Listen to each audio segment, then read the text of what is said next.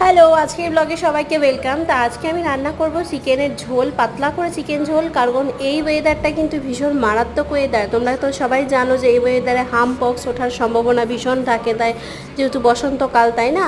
আর এই ওয়েদারে কিন্তু পাতলা রান্না খাওয়া ভীষণ জরুরি। হট করে যেহেতু ওয়েদারটা চেঞ্জ হচ্ছে, গরম পড়ছে, তাই আজকে আমি পাতলা করে একদম চিকেনের ঝোল রান্না করেছি। চিকেন রান্না করার কোনো প্ল্যানই ছিল না, শুধুমাত্র বাড়িতে থাকবো না, চিকেনটা কিছুদিন ফ্রিজে থাকবে, সেই জন্যই চিকেনটাকে জাস্ট খেয়ে নিলাম।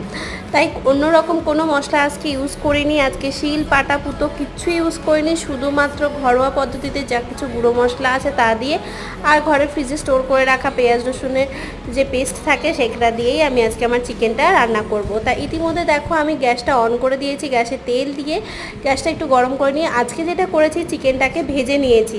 চিকেনটাকে ভেজে নিয়ে রান্না করেছি, জানি না এতে কি হয়, তবে আমি এক জায়গা থেকে শুনেছি।